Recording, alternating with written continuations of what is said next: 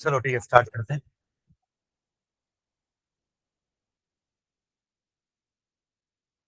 So last class में हमने कॉलरॉस law देखा था और उसके 3 एप्लीकेशन देखे थे, राइट? तो कॉलरॉस लॉ के एक बार रिवाइज करते हैं।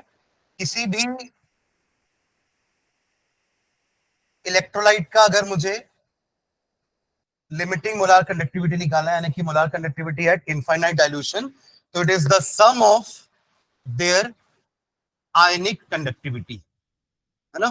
It is the sum of their ionic conductivity into जितने नंबर ऑफ आयंस हैं उसके एक फॉर्मूला यूनिट में। ये सही लिख रहे हैं? ठीक है, तो capital lambda is for electrolyte and small lambda is for ions.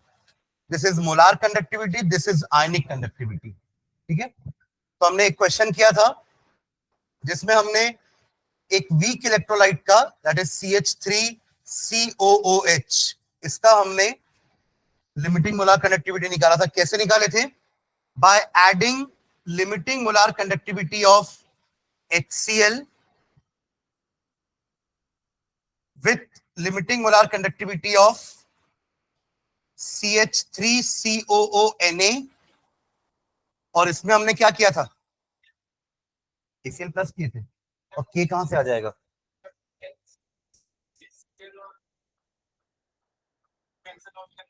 तो कहां है K? कहां है? कहां है K? Na है ना, तो NaCl लेंगे ना, KCl क्यों लूंगा? तो माइनस लैम्डा नॉट NaCl। ये समझ में आ रहा है क्या लिखा हुआ है? आप इन सब में वैल्यूज पुट करोगे, lambda H positive plus lambda not Cl negative plus lambda not CH3COO negative plus lambda not Na positive minus lambda naught Na positive plus minus minus lambda naught Cl negative. तो ये cancel हो रहा था और हमें ये मिल रहा था, और यही होता है आपका। और इन सब की वैल्यूज हमें ग्राफ से मिल जाएगी, क्योंकि ये तीनों के तीनों क्या है? Strong electrolytes. ठीक है, ये क्लियर है सबको?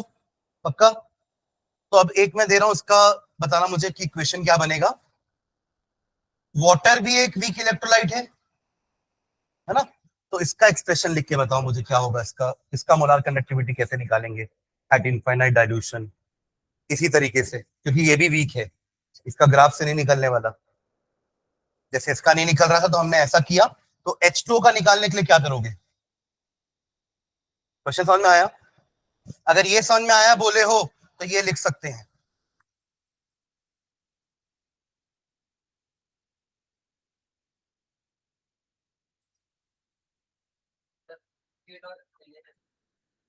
कॉपी में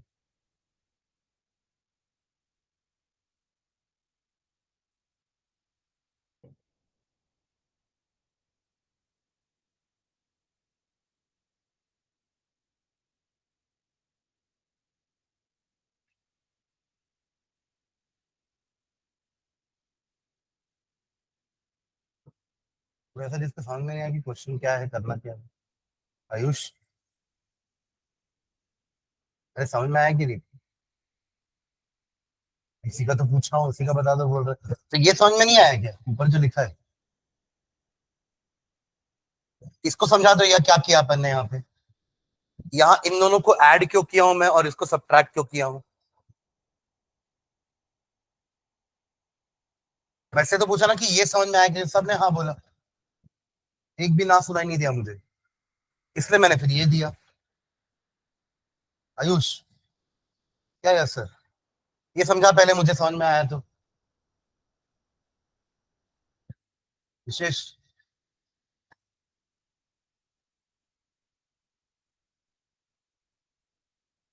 यशिता, क्या ये तो अपन लास्ट क्लास में किए हैं?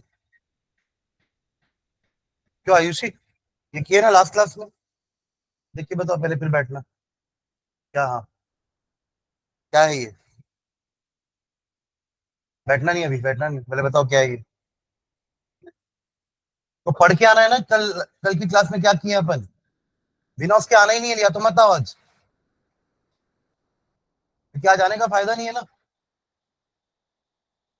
बैठो। मैं अगली क्लास चालू करने से पहले समझाता हूँ कि 5 मिनट की लास्ट क्लास में क्या किए थे। हर क्लास में ऐसा रूटीन है मेरा। तो आप लोग 15 मिनट क्यों नहीं देख के आते कॉपी?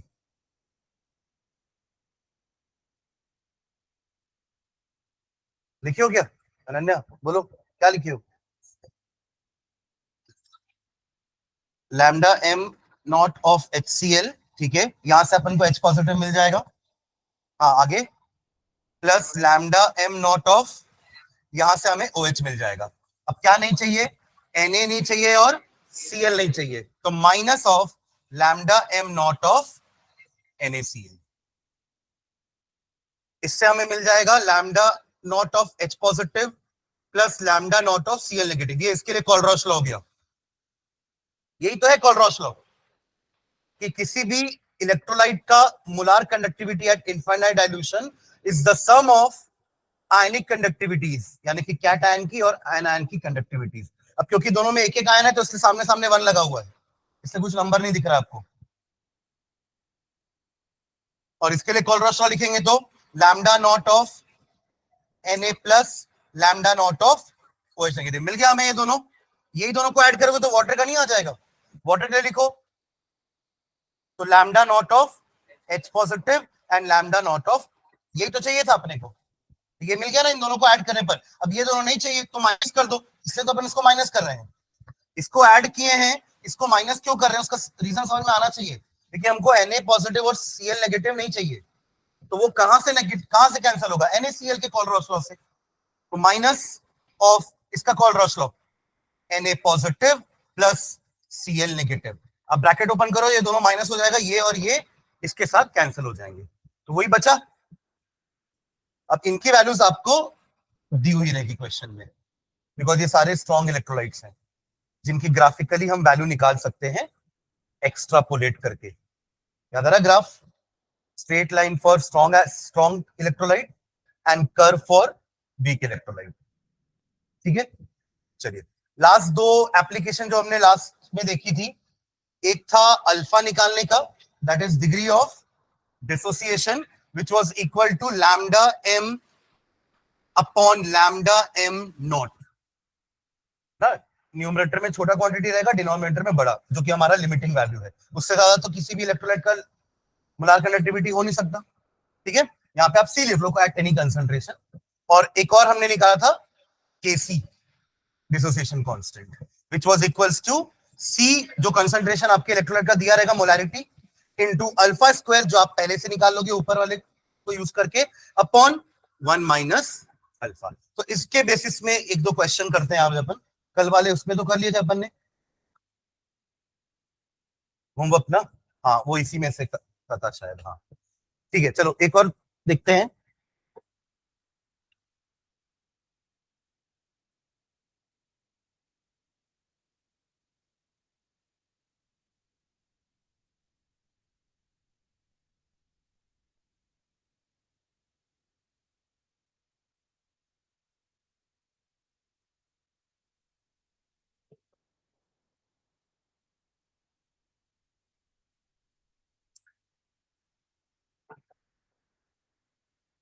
हाँ लिखिए, the conductivity of the conductivity of the conductivity of 0 point the conductivity of 0.001028 m, यानी कि मोल पर लीटर, एसिटिक एसिड 0.001028 मोल पर litre acetic acid is 4.95 into 10⁻⁻5।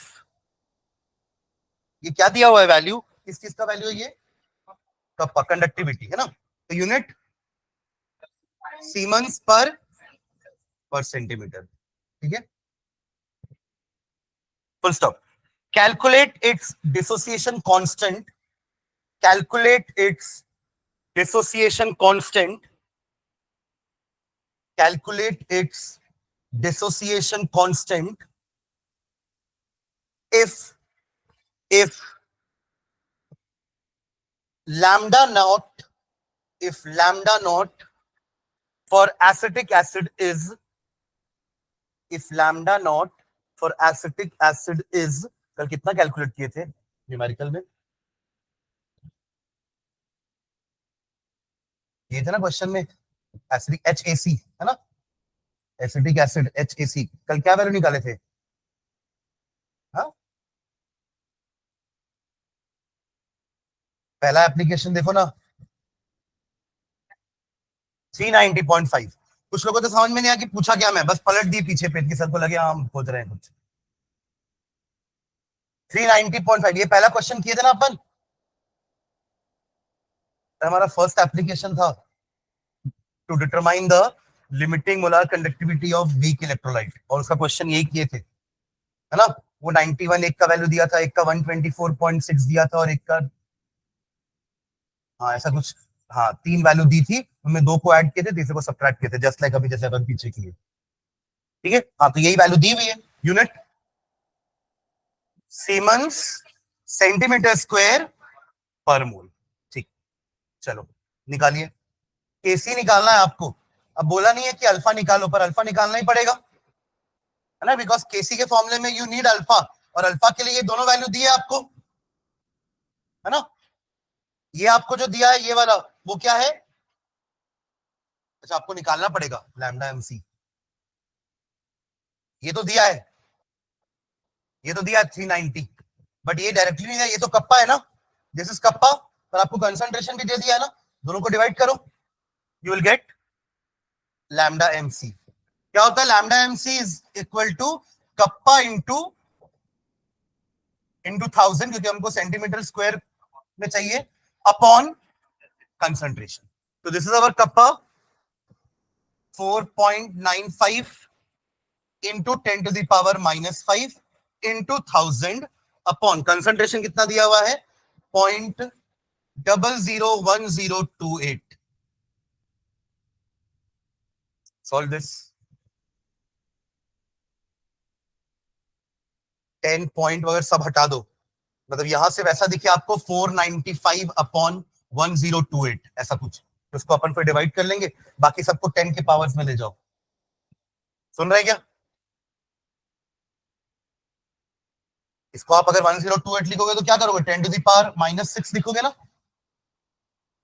अरे हाँ है ना, ऊपर ले जाओगे तो +6 हो जाएगा, ऊपर ऑलरेडी -5 है, इसको भी 100 से इंटू कर देना, सॉरी 100 से डिवाइड कर देना, 4.95 को 495 इंटू 10⁻2 लिख देना, समझ रहे हैं? तो आपको सिर्फ ये दो नंबर्स को डिवाइड करना रहेगा, फिर 495 डिवाइड बाय 1028। अगले टॉपिक से समझ में आएगा कुछ, है ना, अगर इसमें कोई डाउट हो रहा हो तो। क्या नाम है आपका? आंचल।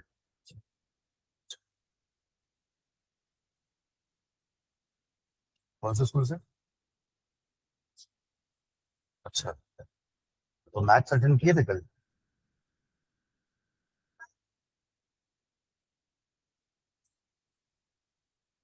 ओके,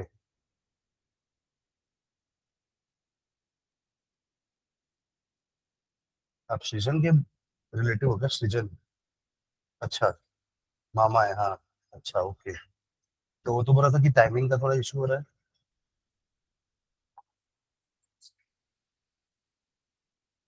तो अभी ठीक है?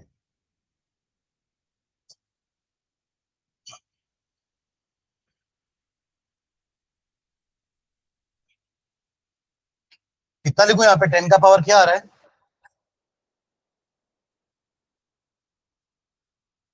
2, इधर से -2, इधर -5 था, इधर 10⁻3, और ऊपर से आ रहा है 10⁻6, 6 7 8 9, 9 - 7 2, ठीक है, इंटू 2। बस अब इसको सॉल्व कर लो, कुछ आया क्या सॉल्व किए तो? 48 आएगा, 48, और एक दो और डिजिट निकालो, क्योंकि अपने पास एक और 48 1 एक और डिजिट निकाल, 5, 0.4815 इंटू 10⁻², है ना, मल्टीप्लाई कर दो तो 48.15 सीमन सेंटीमीटर स्क्वायर पर मोल। ये हमारी गिवन कंसंट्रेशन पे मोलार कंडक्टिविटी है। सुन रहे हैं क्या? ये जो दिया हुआ है ना क्वेश्चन में, ये वाला नीचे वाला, ये तो उसका लिमिटिंग वैल्यू है जो सबसे हाईएस्ट है 390, पर अभी उसका कंसंट्रेशन जीरो थोड़ी ना है, आया ना, तो उसकी कंसंट्रेशन जीरो नहीं है, इसलिए 48.15 कम है वैल्यू। जैसे जैसे आप कंसंट्रेशन कम करोगे वैल्यू देखो बढ़ के 390 तक पहुंचने वाली है उसकी। वही कर्व कहीं ना कहीं टकराता है ना, वो कर्व 390 में टकराता है जाके, समझ रहे हैं? ओके, तो अब क्या करना, अगला स्टेप, इन दोनों को डिवाइड करेंगे तो अल्फा आएगा, फिर अल्फा को यहां पुट करोगे तब केसी आएगा। थोड़ा लंबा कैलकुलेशन है।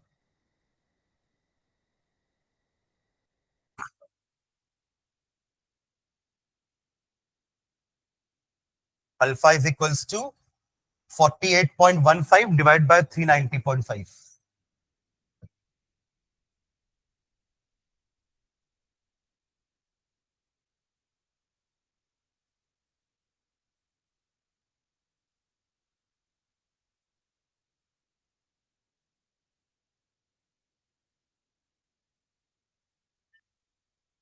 इसको देखो क्वेश्चन में ना, ये तो आपका फॉर्मूला है ना अल्फा का, डिग्री ऑफ डिसोसिएशन का और डिसोसिएशन कांस्टेंट का। क्वेश्चन में क्या दिया है कि एसिटिक एसिड है CH3COOH, जिसका कंसंट्रेशन ये दिया हुआ है मोल पर लीटर। उस कंसंट्रेशन पर कप्पा की वैल्यू ये दी हुई है, कंडक्टिविटी कप्पा, और इसकी molar conductivity at infinite dilution जो हाईएस्ट वैल्यू होती है वो ये दी हुई है, जो कांस्टेंट होती है लैम्डा एम नॉट। ये क्या दिया हुआ है, कप्पा, ये दिया हुआ है उसका कंसंट्रेशन, और ये दिया है लैम्डा एम नॉट। इस फॉर्मूले के हिसाब से ये वाला डिनोमिनेटर हमें गिवन है, बट न्यूमरेटर नहीं पता है, तो न्यूमरेटर निकालने के लिए इन दोनों को डिवाइड करेंगे, कप्पा बाय सी। अब 1000 क्यों मल्टीप्लाई किए ऊपर, क्योंकि कंसंट्रेशन का यूनिट मोल पर लीटर पे है और कप्पा हमारा सेंटीमीटर पे है। कप्पा की वैल्यू देखो ना, सेंटीमीटर में दी हुई है, तो हमने उस लीटर को सेंटीमीटर क्यूब में कन्वर्ट करने के लिए ये 1000 ऊपर मल्टीप्लाई किया, तभी हमारा आंसर लास्ट में सेंटीमीटर स्क्वायर में आ पाया। इन दोनों को सॉल्व किए, लैम्डा एम आ गया। अब क्या कर रहे हैं अपन, यहां पुट कर दो वैल्यू, लैम्डा एम सी और लैम्डा एम सेम है ना, उसी कंसंट्रेशन पे तो हमने लैम्डा एम निकाला ना, तो ये सेम है, लैम्डा एम लिख रहे हैं तो भी चलेगा, लैम्डा एम सी लिख रहे हैं तो भी चलेगा, ठीक है। अब इस वैल्यू को जो आपकी आई है इसको यहाँ पुट करो अल्फा, अल्फा निकालने के लिए, तो अल्फा क्या हो जाएगा, alpha is equals to 48.15 divide by what is lambda M naught 390.5। इसको सॉल्व करना है, तो इससे अल्फा आ जाएगा, एक बार अल्फा आ गया तो यहां पुट कर दो तो केसी आ जाएगा। तो थोड़ा सा कैलकुलेशन ही है बस, क्वेश्चन है, बाकी इतना कोई दिमाग नहीं लगाना क्वेश्चन में, सब फॉर्मूला बेस्ड है। कितना आया, कुछ आया क्या, अल्फा 0.11012 आ रहा है,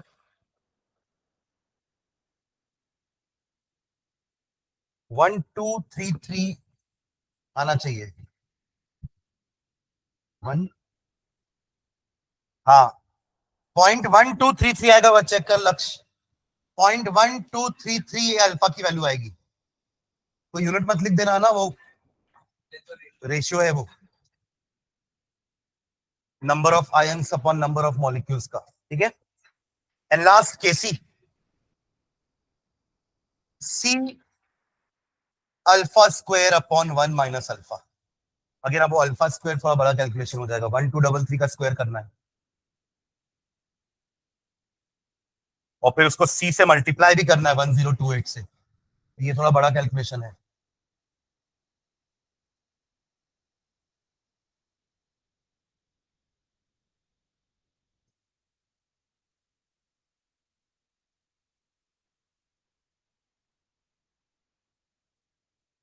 ये गिवन लिख लो, ये गिवन लिखो है ना, जो क्वेश्चन में दिया हुआ है, कंसंट्रेशन गिवन है हमें, कप्पा यानी कि ये कंडक्टिविटी दी है, कप्पा को हम क्या बोलते हैं, कंडक्टिविटी ऑफ दैट इलेक्ट्रोलाइट, और उसका लिमिटिंग मोलार कंडक्टिविटी दिया हुआ है, जो उसकी हाईएस्ट वैल्यू होती है, लिमिटिंग मोलार कंडक्टिविटी। या इसका एक और नाम हमने दिया था molar conductivity at infinite dilution. तो ये 3 क्वांटिटी हमें गिवन है। फिर आपने फॉर्मूला पुट करके लैम्डा एम सी निकाला, फिर अल्फा निकाला, अब के निकालोगे। अल्टीमेटली निकालने तो के ही बोला है आपको, पर मजबूरी है कि अल्फा निकालना ही पड़ेगा।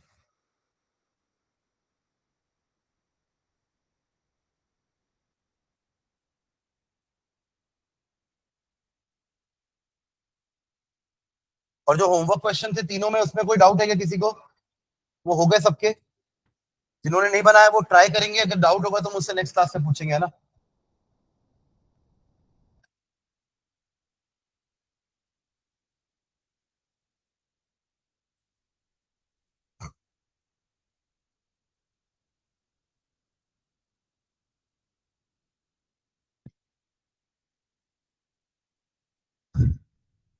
चलो उसकी वैल्यू लिख लेना, मैं आपको आंसर बता रहा हूँ। किसी का आया क्या कुछ?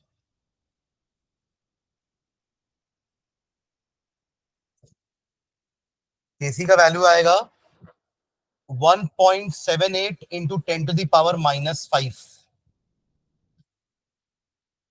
1.78 इंटू 10⁻⁻5।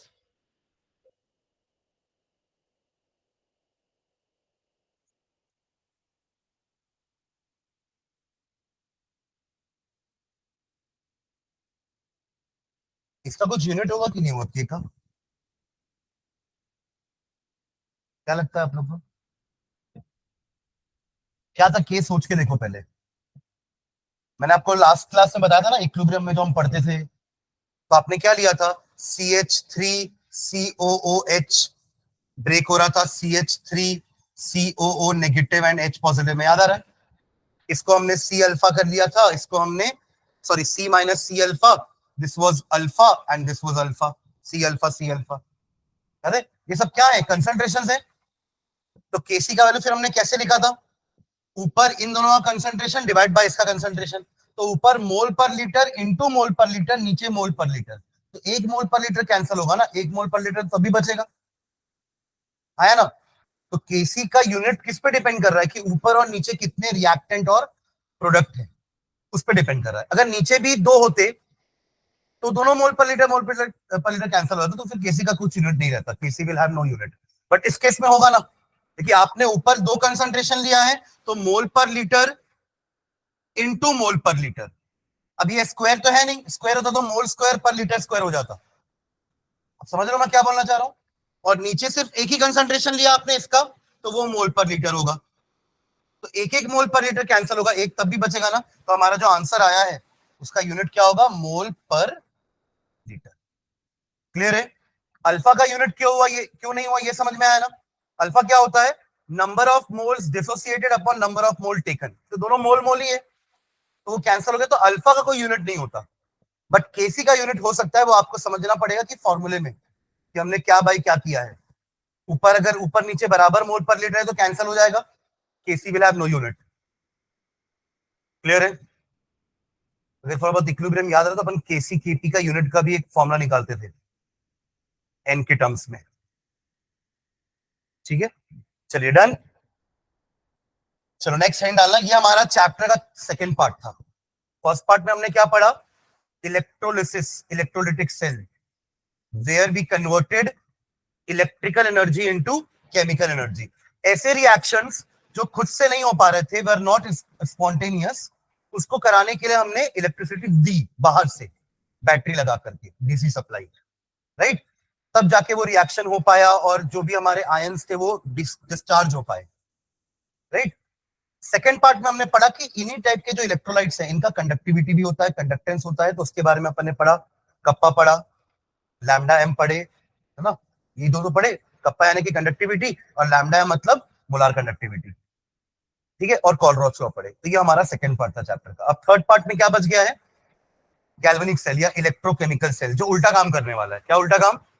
अभी हमने इलेक्ट्रिसिटी दे करके रिएक्शन करवाया था, यानी कि electrical energy to chemical energy, पर अब उल्टा करेंगे। ऐसे रिएक्शन जो अपने आप हो जाते हैं, विच आर स्पॉन्टेनियस, उनके हेल्प से, उनकी केमिकल एनर्जी की हेल्प से हम इलेक्ट्रिसिटी प्रोड्यूस कराएंगे। वायर कनेक्ट करेंगे, वायर में इलेक्ट्रॉन अगर दौड़ गया तो उसके अपोजिट डायरेक्शन में करंट फ्लो होना चालू हो जाएगा, ठीक है? तो उस टाइप के सेल को हम क्या बोलते हैं? Galvanic cell. और मैंने आपको ये भी कहा था कि हम डे टू डे लाइफ में इन्हीं सेल्स का यूज करते हैं।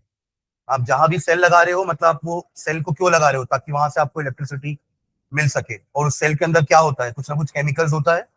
आपकी गाड़ियों में जो बैटरी होती है ना, आपकी घड़ियों में जो बैटरी है, वो सब, कैलकुलेटर में जो battery, all are galvanic cells. Pencil cell जो आप यूज करते हैं, they all come under galvanic cell. जहां पे हम अंदर जो केमिकल्स हैं, उसके अंदर भी इलेक्ट्रोड्स हैं, उनको यूज करके इलेक्ट्रिसिटी प्रोड्यूस कर रहे हैं। ठीक है, चलिए हेड डालेंगे नेक्स्ट, इलेक्ट्रोकेमिकल सेल। ये चैप्टर का थर्ड पार्ट, इलेक्ट्रोकेमिकल सेल। एक और नाम है इसका गैल्वेनिक सेल। इलेक्ट्रोकेमिकल सेल या फिर गैल्वेनिक सेल।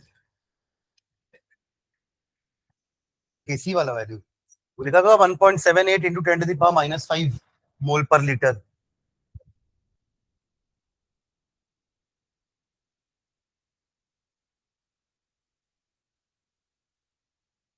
ठीक है,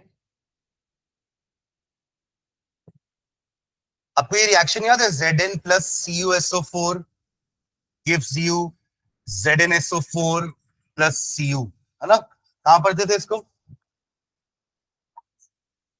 टाइप्स ऑफ रिएक्शन में डिस्प्लेसमेंट रिएक्शन। हमें पता है कि zinc is more reactive than copper, तो it will displace copper from its own solution. Copper sulphate से ही हटा दिया उसको। तो यहाँ भी तो रिडॉक्स हो रहा है। In fact every reaction is redox ना, हम पढ़ते थे कि 4-5 टाइप की रिएक्शन पढ़ते थे, 4 अलग अलग पढ़ते थे, फिर 5वां रिडॉक्स में बोल ही देते थे कि सारी रिएक्शन रिडॉक्स है। समझ रहे हैं क्या। अब यहाँ कैसे रिडॉक्स हो रहा है, जिंक का ऑक्सीडेशन नंबर 0 से +2 हुआ है और कॉपर का +2 से 0 हुआ है। तो चेंज इन ऑक्सीडेशन नंबर को भी तो हम ऑक्सीडेशन रिडक्शन बोलते हैं ना। तो अगर ऑक्सीडेशन नंबर बढ़ता है तो ऑक्सीडेशन, और ऑक्सीडेशन नंबर घटता है तो रिडक्शन, राइट। बट ये दोनों एक ही बीकर में होते हैं। कैसा होता है इसका एक्सपेरिमेंट, या आपने कॉपर सल्फेट ले लिया, ब्लू विट्रियोल, ब्लू विट्रियोल बोलते हैं इसको क्योंकि ब्लू कलर का होता है ये एक्वा सॉल्यूशन इसका, और इसमें जिंक रॉड को डिप कर दिया आपने, तो एक ही बीकर के अंदर रिडॉक्स रिएक्शन हो रहा है, राइट। तो इस टाइप के रिडॉक्स रिएक्शन को कहते हैं हम डायरेक्ट रिडॉक्स रिएक्शन, जो एक ही बीकर के अंदर ऑक्सीडेशन भी हो रहा है और उसी बीकर के अंदर रिडक्शन भी हो रहा है। अगर हम ये चीज को अलग अलग बीकर में करवाएं, एक बीकर में ऑक्सीडेशन करवाएं, दूसरे बीकर में रिडक्शन करवाएं, तो उस टाइप के रिएक्शन को हम कहते हैं इनडायरेक्ट रिडॉक्स रिएक्शन। ये डायरेक्ट रिडॉक्स रिएक्शन और उसको कहेंगे इनडायरेक्ट। फिर वो कराएंगे कैसे, आप एक बीकर ले लो जिसके अंदर आप सिर्फ जिंक रॉड को डिप करो। हमने वहां पे जिंक सल्फेट ले लिया और यहां पे डिप कर दी जिंक रॉड, ठीक है। दूसरा बीकर ले लिए और यहां पे ले लिया हमने कॉपर सल्फेट और यहां डिप कर दी हमने कॉपर की रॉड।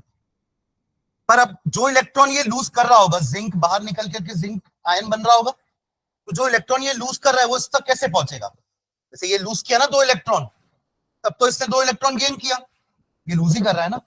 ऑक्सीडेशन में लूज इलेक्ट्रॉन, एक और definition. Change in oxidation number का भी मतलब, यानी कि इंक्रीज इन ऑक्सीडेशन नंबर भी ऑक्सीडेशन कहलाता है, लॉस ऑफ इलेक्ट्रॉन भी ऑक्सीडेशन। तो जिंक को Zn2 प्लस बनने के लिए क्या करना पड़ा था, 2 इलेक्ट्रॉन, तो वही 2 इलेक्ट्रॉन तो ये गेन करके रेड्यूस होगा। तो हमको बाहर से एक कनेक्शन करना पड़ेगा जिसके थ्रू इलेक्ट्रॉन इधर से इधर ट्रांसफर हो सके। समझ रहे हैं क्या। तो this is how upon 2 beaker में अलग अलग जगह ऑक्सीडेशन करवाएंगे और तो ऐसा अपन उसको अचीव करेंगे। क्योंकि अगर आपको लग रहा है कि सर यहाँ तो ऑक्सीडेशन में सिंपल है, क्योंकि जिंक जब निकल के यहाँ आ रहा है तो वो अपना 2 इलेक्ट्रॉन यहीं छोड़ रहा है, कॉपर आकर के वो 2 इलेक्ट्रॉन गेन करके चिपकता है, तो इलेक्ट्रॉन को उसको वहीं मिल जा रहा है इलेक्ट्रॉन। पर यहाँ कैसे होगा, तो यहाँ आउटर सर्किट से होगा। आउटर सर्किट में हमने एक वायर लगा दिया है, तो वायर से फ्लो होकर चला जाएगा इलेक्ट्रॉन। मेटल होगा ना, मेटालिक वायर होगा, तो वहां से तो इलेक्ट्रॉन फ्लो होकर जा सकता है जैसे good conductor, right. But current कैसे प्रोड्यूस होगा, करंट तो हमें पता है कि क्लोज सर्किट में होता है। अभी ये क्लोज है क्या सर्किट, यहां से ओपन है ना, यहां से यहां तक क्लोज है, यहां तक भी क्लोज है, पर यहां तो खुला है सर्किट। तो यहां हम एक ब्रिज लगाते हैं जिसको हम कहते हैं सॉल्ट ब्रिज, जिसके अंदर हम थोड़ा इनर्ट वाला आयन रखते हैं जो इन दोनों के पास ना हो, न्यूट्रल, जो दोनों में ना हो, जिसको मतलब एडवांटेज ना मिले किसी को भी। तो ये क्या कर रहा है, इसका 2 काम है, ये दोनों सॉल्यूशन में न्यूट्रलिटी भी मेंटेन करेगा और हमारे आउटर सर्किट को या इनर सर्किट को वो कंप्लीट भी कर रहा है। आउटर सर्किट को कंप्लीट करने के लिए तो हमने वायर लगा दिया कि जो भी ये जिंक आयन, जिंक जो है वो जिंक आयन बन के बाहर आएगा, तो 2 इलेक्ट्रॉन जो उसने यहाँ छोड़े वो 2 इलेक्ट्रॉन यहाँ से ट्रेवल करके यहाँ आ जाएंगे, कॉपर आयन आकर के वो 2 इलेक्ट्रॉन गेन करके कॉपर बन के चिपक जाएगा। ऑक्सीडेशन रिडक्शन हो रहा है। जहां ऑक्सीडेशन होता है उसको क्या बोलते हैं अपन? एनोड। और जहां रिडक्शन होता है उसको क्या बोलते हैं? कैथोड। वही AOCR है ना। एनोड में हमेशा क्या होता है और कैथोड में क्या होता है? हमेशा रिडक्शन। बस यहाँ एक थोड़ा सा फर्क है पोलैरिटी का। वहां हमारी एनोड क्या होती थी? पॉजिटिवली चार्ज की नेगेटिवली चार्ज? उसको हम बैटरी के पॉजिटिव टर्मिनल से कनेक्ट करते थे तो वो पॉजिटिवली चार्ज होती थी, और उसको हम नेगेटिव से करते थे कैथोड को, राइट। यहाँ उल्टा होता है क्योंकि जिंक जब बाहर निकल रहा है ना तो वो 2 इलेक्ट्रॉन यहाँ छोड़ रहा है, उससे आपकी पूरी रॉड क्या है? नेगेटिव चार्ज हो गई। समझ रहे हैं? तो ये आपका एनोड क्या होगा? एक नेगेटिव इलेक्ट्रोड है और कैथोड आपका पॉजिटिव इलेक्ट्रोड। तो पोलैरिटी में डिफरेंस है, फंक्शनैलिटी में डिफरेंस नहीं है। एनोड में अभी भी क्या हो रहा है और कैथोड में अभी भी क्या हो रहा है? रिडक्शन। बस फर्क इतना है कि दोनों अलग अलग बीकर में हो रहे हैं, और अलग अलग बीकर में कराने का कारण यही है कि आप इलेक्ट्रॉन को फ्लो होने के लिए पाथ तो दो।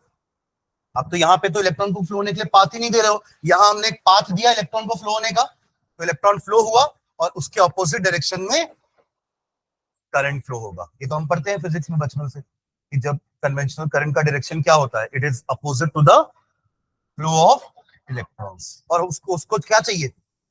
इलेक्ट्रॉन करंट को फ्लो करने के लिए क्या चाहिए?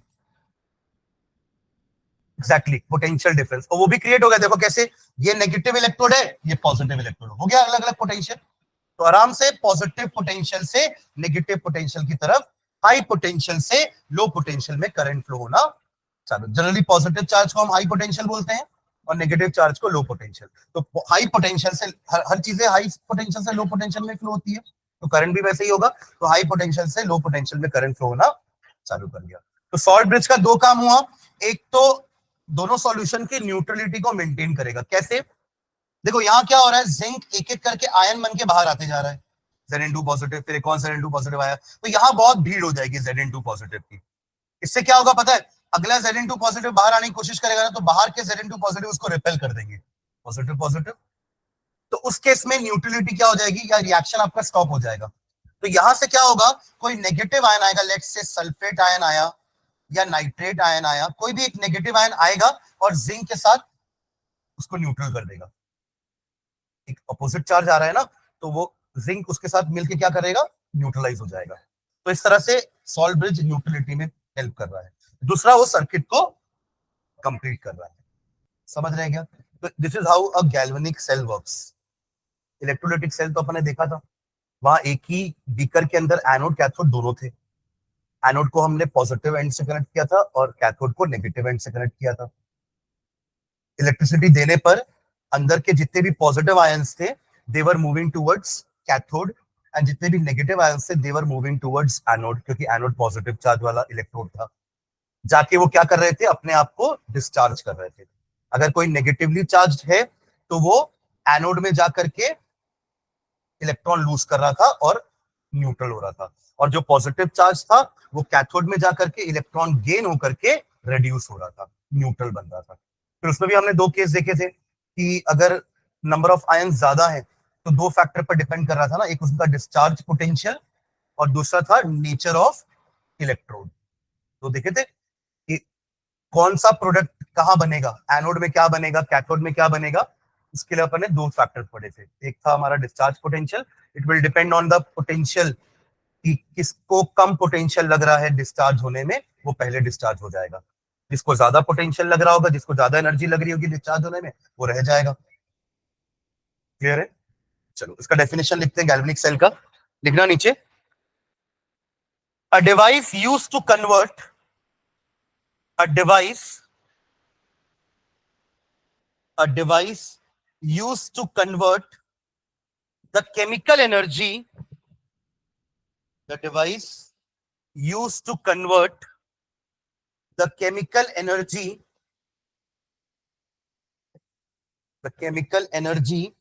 produced in a redox reaction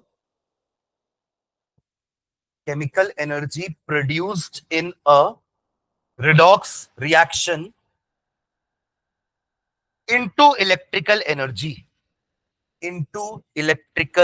energy The device used to convert the chemical energy produced in a redox reaction into electrical energy is called an electrochemical or galvanic cell.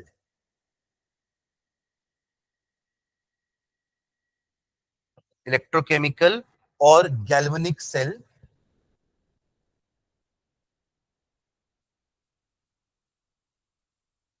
और एक और नाम लिखना, और voltaic cell, VOLT volt, AIC voltaic cell. ये volt का भी नाम आपने सुना होगा फिजिक्स में, अलेक्जेंडर वोल्टा, है ना. दो लोग थे, एक आपका ल्यूगी गैल्वनी एंड अलेक्जेंडर वोल्टा, दोनों के नाम से वोल्टाइक सेल या गैल्वनिक सेल. ठीक है.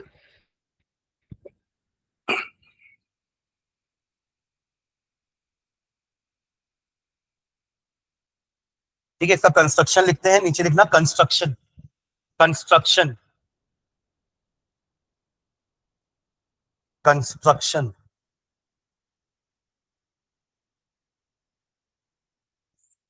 लिखेंगे इसमें.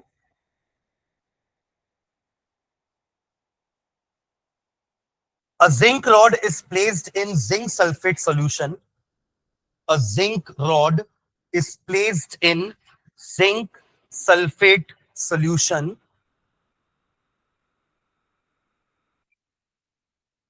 A zinc rod is placed in a zinc sulfate solution, taken in a beaker, taken in a beaker, taken in a beaker. Full stop. A copper rod is placed in, a copper rod is placed in, a copper rod is placed in, the copper, a copper rod is placed in copper sulfate solution, taken in another beaker, taken in another beaker, taken in another beaker. Full stop. The two rods are connected by, the two rods are connected by, the two rods are connected by a wire. The two rods are connected by a wire, and the two solutions, and the two solutions are connected by a, and the two solutions are connected by a salt bridge, connected by a salt bridge. ठीक है. Next line में लिखेंगे, in the galvanic cell, in the galvanic cell, in the galvanic cell, a redox reaction is allowed to take place in galvanic cell. A redox reaction is allowed to take place in such a way that, in such a way that oxidation half reaction, in such a way that oxidation half reaction takes place in one beaker, takes place in one beaker, and the reduction half reaction, and the reduction half reaction in another beaker, in another beaker, comma, the electrons given out, the electrons given out by the former, the electrons given out by the former will be taken by, will be taken by, क्या लिखेंगे अगला word, very good, latter, LATTER. समझे क्या meaning इसका. आपने दो चीजें लिखी ना, पहले आपने लिखा कि zinc rod is dipped in zinc sulphate, copper rod is dipped in copper sulphate. फिर आपने क्या लिखा कि एक बीकर में, मतलब इन गैल्वेनिक सेल रिडॉक्स रिएक्शन ऐसा होता है कि एक बीकर में अलग से ऑक्सीडेशन हो और दूसरे बीकर में अलग से रिडक्शन हो। फिर आपने क्या लिखा कि इलेक्ट्रॉन कहां से मिलेंगे सेकेंड वाले को, तो इलेक्ट्रॉन मिलेंगे पहले वाले से, यानी कि फॉर्मर से किसके पास जाएंगे, बाद वाले के पास, लेटर वाले के पास, यानी कि ऑक्सीडेशन हाफ सेल से इलेक्ट्रॉन फ्लो होकर के रिडक्शन हाफ सेल में आने वाले हैं, तभी तो बाहर से बाहर लगाए हैं। समझ गया, फॉर्मर एंड लेटर। तो फॉर्मर मतलब जो पहले लिखा हुआ है यानी कि ऑक्सीडेशन हाफ सेल, और लेटर मतलब जो बाद में लिखा हुआ है यानी कि रिडक्शन हाफ सेल। ठीक है, okay. And a current will flow taken by latter, and a current will flow, and a current will flow. So the two portions of the cell are called, the two portions of the cell are called, the two portions of the cell are called half cells, half cells, or redox couple, or redox couples। Diagram बना लेंगे cell का।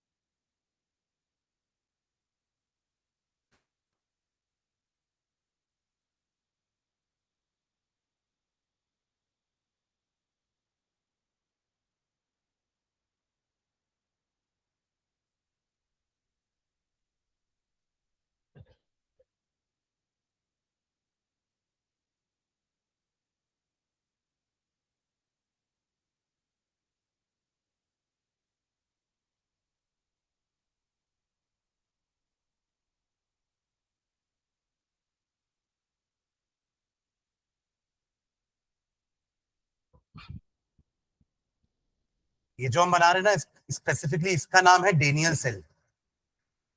ठीक है, ऐसे अलग अलग sales होते हैं ना, इसका नाम डेनियल सेल है, जिसमें अपन जिंक और कॉपर को लेते हैं। ऐसा नहीं कि हर में जिंक और कॉपर ही है ना, हमारे कार की बैटरी में तो लेड और एसिड है ना। तो अलग अलग बैटरीज, मतलब अलग अलग इलेक्ट्रोड और सॉल्यूशंस, इलेक्ट्रोलाइट आप ले सकते हो। तो जिंक और कॉपर वाले का नाम है डेनियल सेल।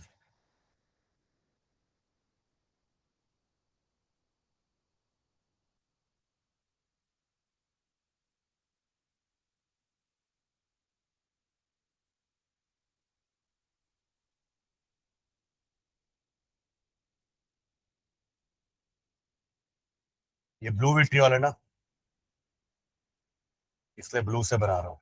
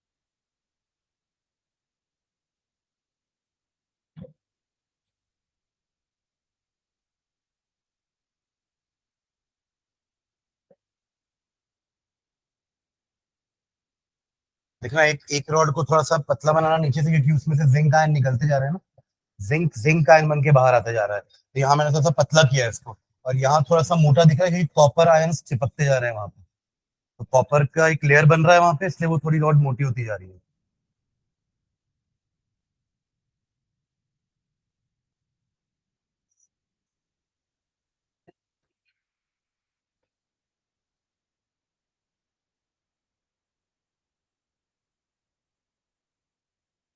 ऊपर अपन एक वोल्ट मीटर या गैल्वेनोमीटर लगा सकते हैं, जस्ट टू चेक कि करंट आ रहा है कि नहीं, वो डिफ्लेक्ट करेगा।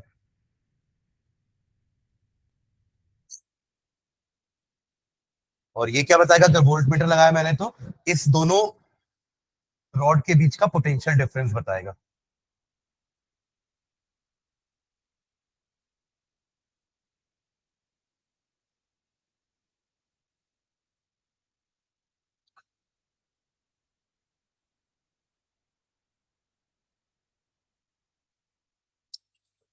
इस बीकर में क्या रिएक्शन हो रहा है, आपका रिएक्शन बोल के बताओ ना, क्या रिएक्शन है।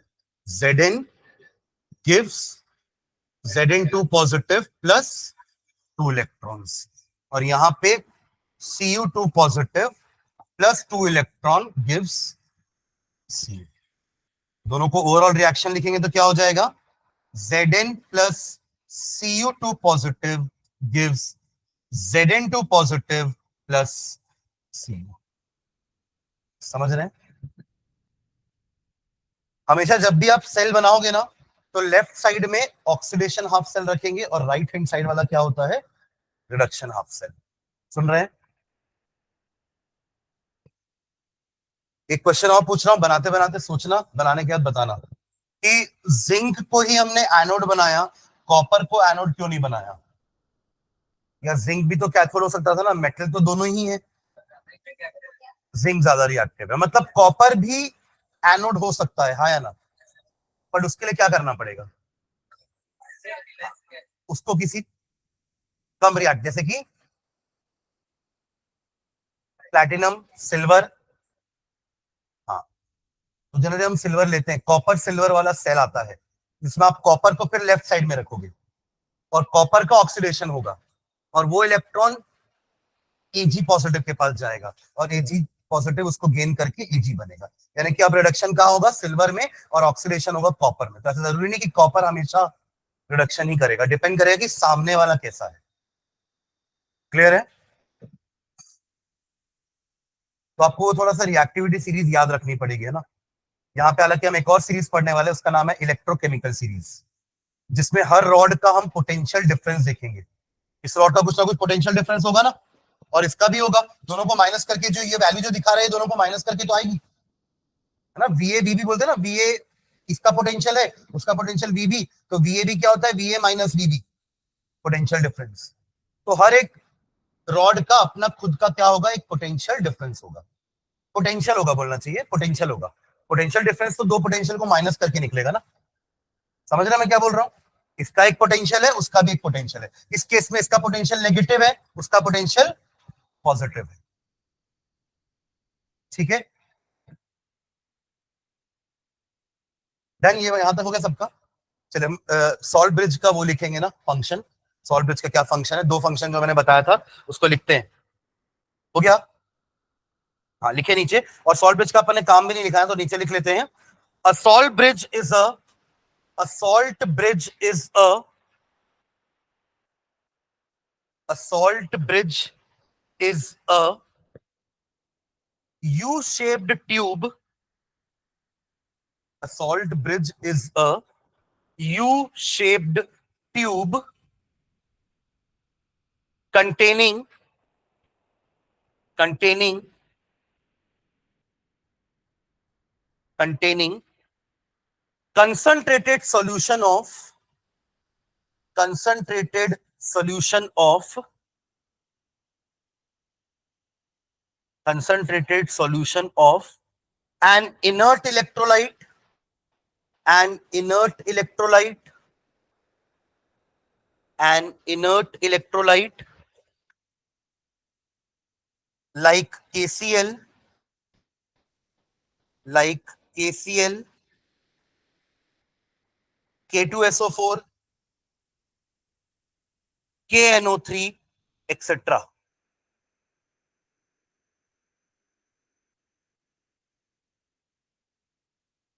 और solidified solution of or solidified solution of such an electrolyte, solidified solution of such an electrolyte in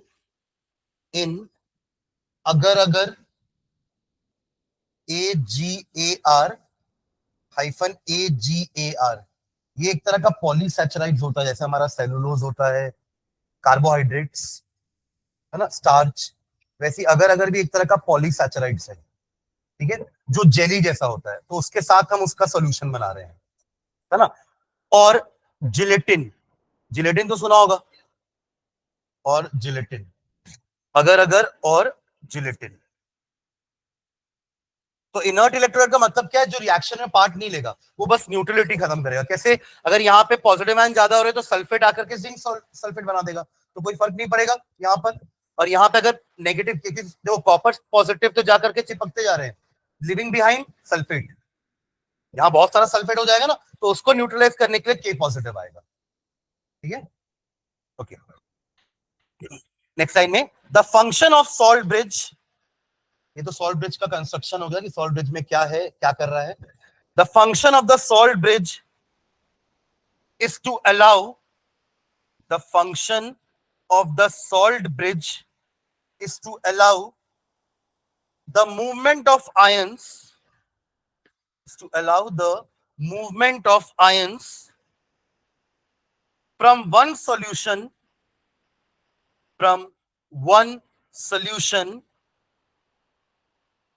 to the other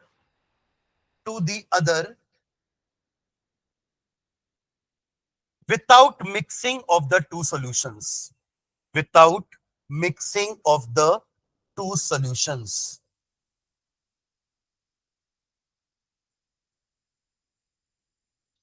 ठीक है, full stop. It also helps to maintain, it also helps to maintain, it also helps to maintain the electrical neutrality, it also helps to maintain the electrical neutrality of the solutions in the two half cells, in the two half cells, in the two half cells, ठीक है। तो conclusion क्या हो गया, वो electrode जिसमें oxidation हो रहा है वो नेगेटिव इलेक्ट्रोड है, जिसमें रिडक्शन हो रहा है वो पॉजिटिव इलेक्ट्रोड है। इलेक्ट्रॉन आउटर सर्किट में वायर के थ्रू फ्लो हो रहे हैं और अंदर का सर्किट सॉल्ट ब्रिज ने कंप्लीट किया हुआ है, ठीक है। ओके, एक और एग्जांपल लिखते हैं, ये तो डेनियल, अच्छा इसका नाम लिख लो नीचे।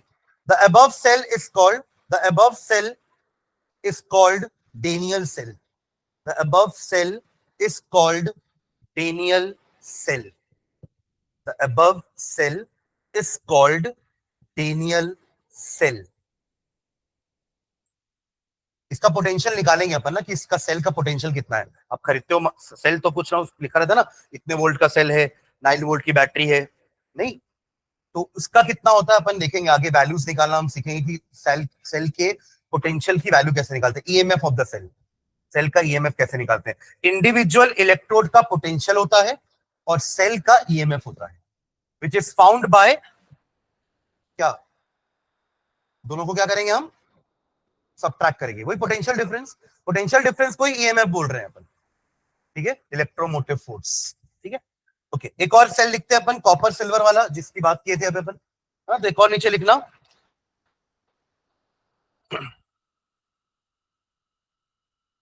देखिए, redox reaction between copper and silver nitrate, redox reaction, redox reaction between copper and silver nitrate, redox reaction between copper and, या आप लोग रिएक्शन लिख लिया है ना नीचे,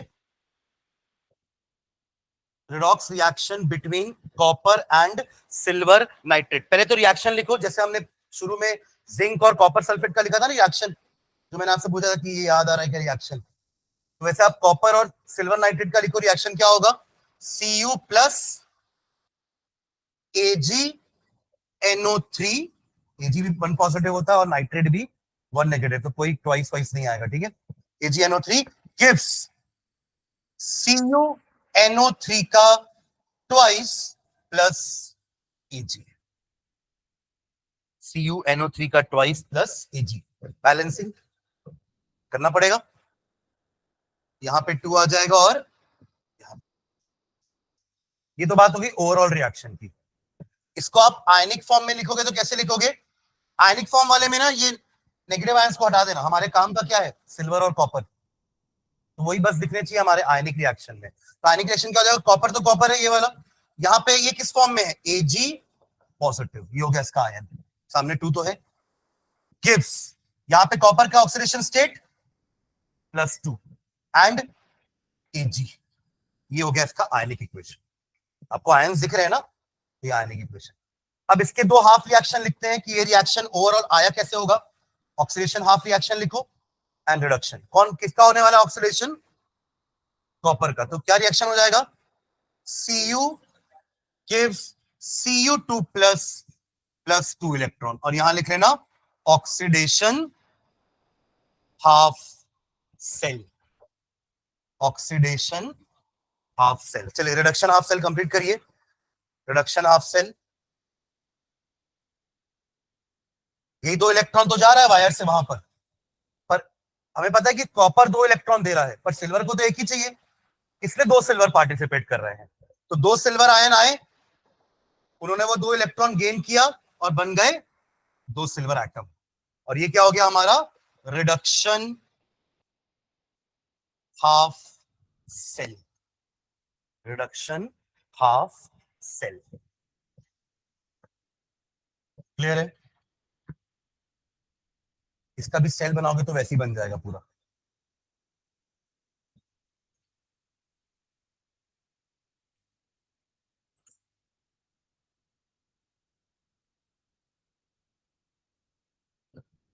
डन, चलिए आगे नेक्स्ट क्लास में देखते हैं।